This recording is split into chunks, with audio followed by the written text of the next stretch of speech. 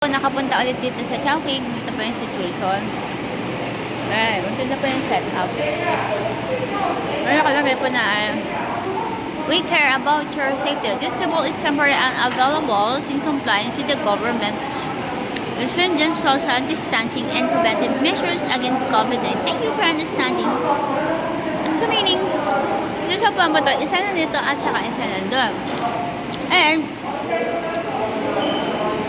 may nakita pa akong article na nakalagay doon na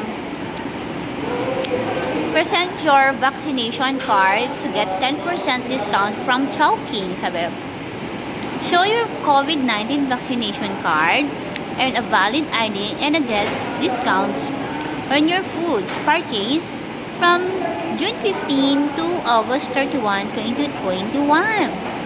So, paano po? Kung hindi pa po nakakapag-vaccine, this is your time po para po magpa-vaccine.